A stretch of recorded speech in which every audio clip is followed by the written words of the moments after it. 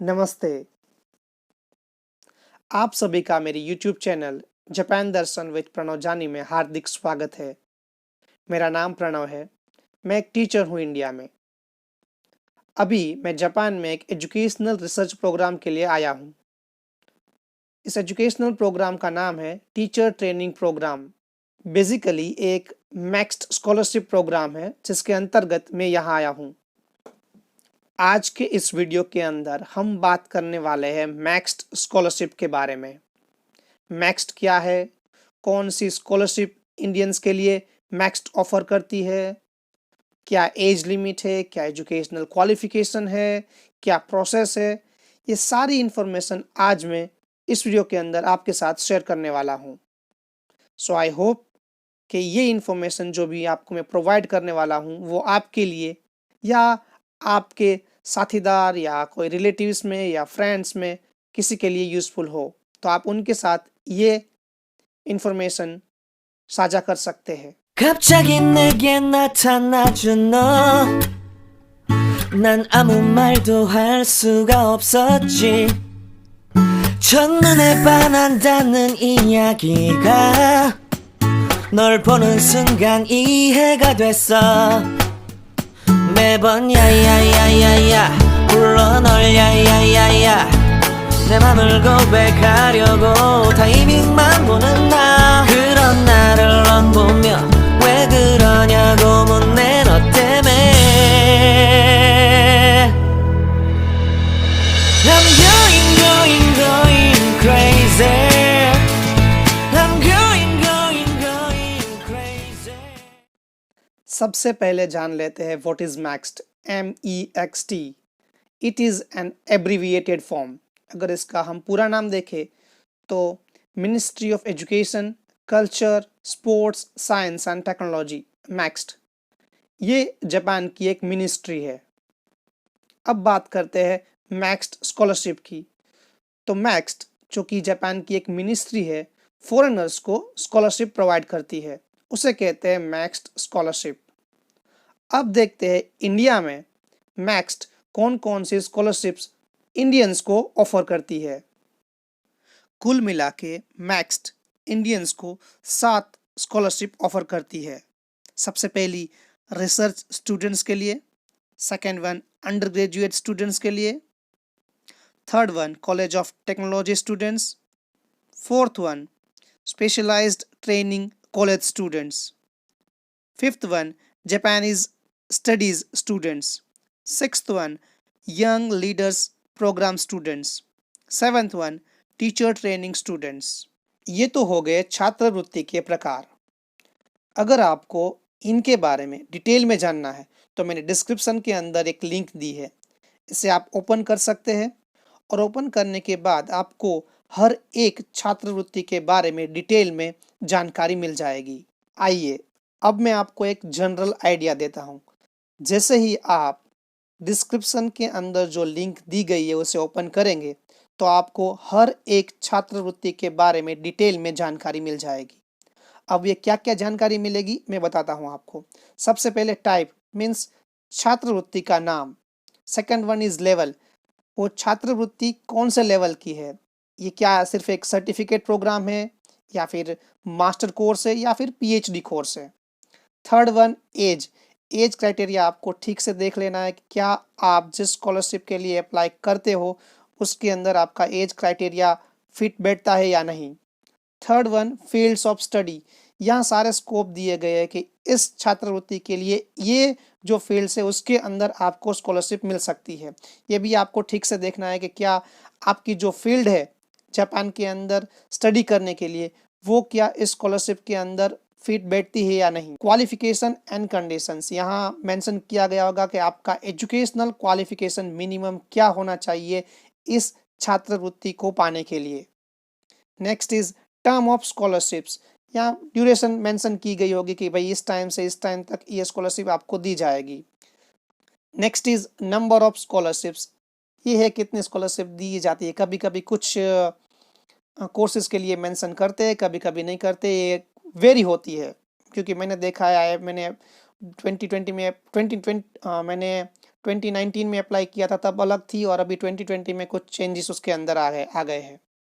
फिर स्टाइपेंड, यहाँ स्कॉलरशिप का मतलब ही होता है कि आपको यहाँ स्टाइपेंड मिलेगा।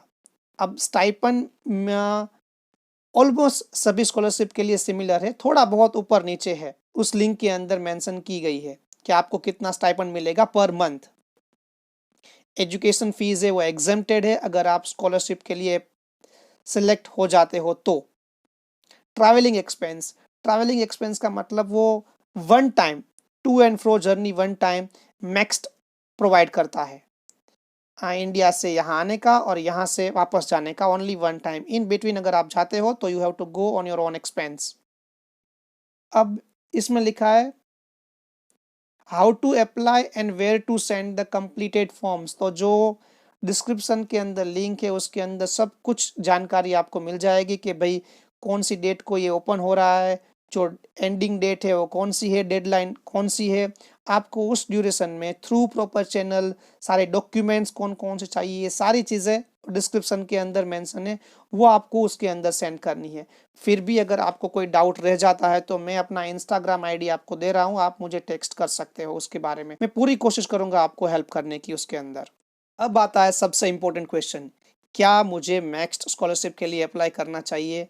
ये आपके ऊपर डिपेंड करता है। अगर आप जापान में स्टडी करने के लिए इंटरेस्टेड हो तो यस, ये आपकी सबसे पहली प्रायोरिटी होनी चाहिए, क्योंकि अगर आप अपने खुद के पैसों से यहाँ पढ़ने आते हो then cost of living in Japan is very high.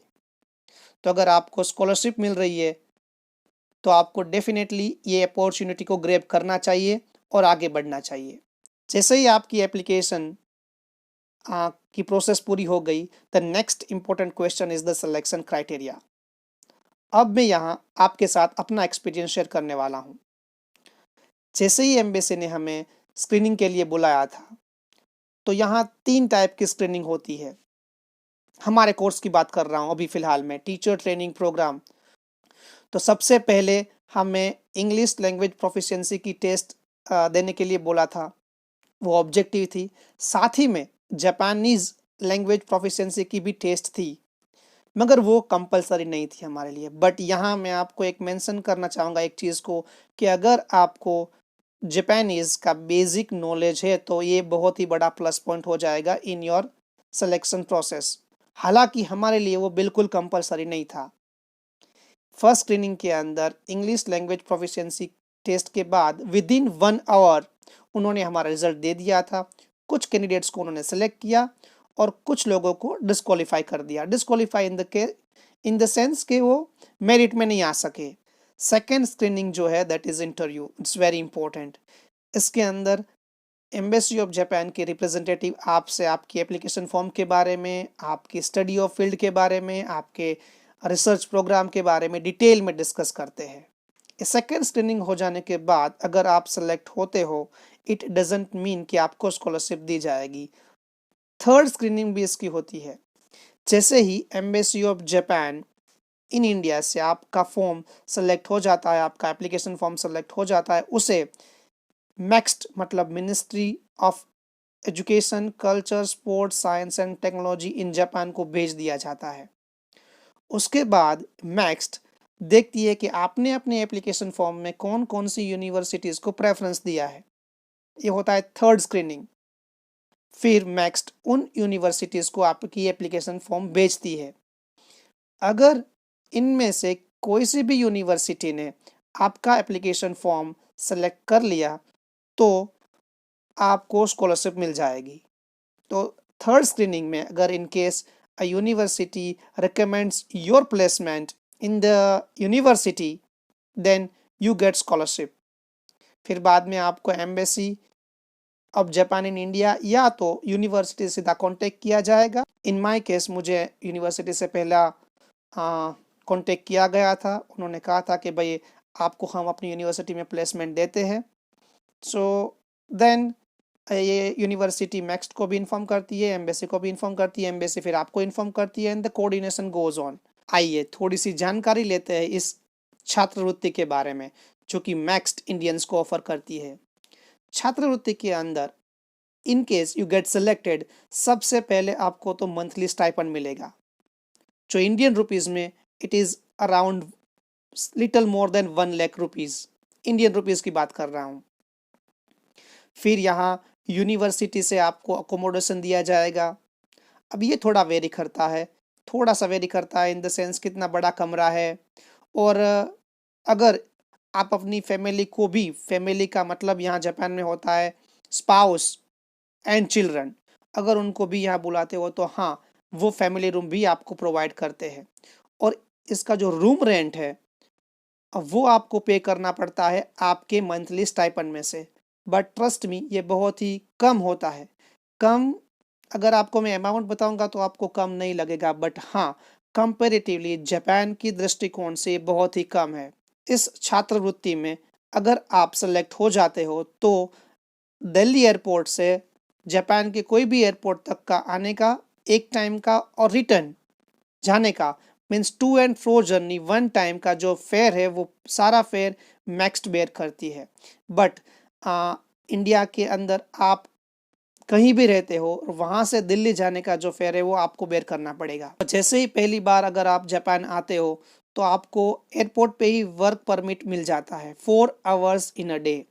अब यहाँ कुछ यूनिवर्सिटी में मैक्स्ड स्कॉलर को अलाउ करते हैं वर्क करना, और कुछ यूनिवर्सिटीज़ में मैक्स स्कॉलर को अलाउ नहीं करते वर्क करना। अगर आपको इसके बारे में कुछ डाउट है तो आप आपकी कंसर्न यूनिवर्सिटी से बात कर सकते हैं। जो आपको बुकलेट दी जाएगी उसके अंदर क्लियरली मेंशन होगा। इन माय केस यहाँ हमें अलाउ नहीं कर रहे वर्क करने का, but I have the permission to work for 4 hours in a day.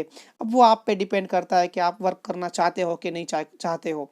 In case अगर आप वर्क करना चाहते हो तो आप अपनी यूनिवर्सिटी को इन्फॉर्म करिए through proper channel, and in case they find your case genuine they may allow you. But आपके पास वो वर्क परमिट होनी चाहिए काम करने की, जो कि आपको एयरपोर्ट पे ही मिल जाएगी आपके अराइवल के टाइम पे। और अगर वो नहीं मिलती है तो आप कोई भी नज़दीक में इमिग्रेशन ऑफिस में जाके आप वर्क परमिट ले सकते हो। बट हाँ, ये बात मैं कह दूँ आपको कि सभी यूनिवर्सिटी अलाउ नहीं करती है। एप्लीकेशन सबमिट करने के टाइम पे अगर आपको कुछ डाउट आता है कौन कौन से डॉक्यूमेंट्स अटैच करने हैं, ओरिजिनल करने हैं कि नहीं करने, उसके बारे में अगर कुछ भी डाउट है तो आप मुझे इंस्टाग्राम आईडी जो कि मैं आपको यहाँ दे दूंगा उस पर आप मुझे मैसेज कर सकते हैं।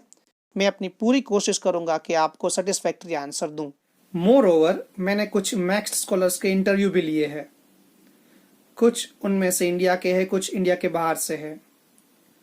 आप वो वीडियोस भी देख सकते हैं। उन वीडियो के अंदर मैक्स्ड स्कॉलर्स ने अपने अनुभव को शेयर किया है, शायद वो आपके लिए उपयोगी हो। आई होप कि मेरी ये वीडियो आपको इन्फॉर्मेटिव लगी हो। Do take great care of yourself. See you in the next video.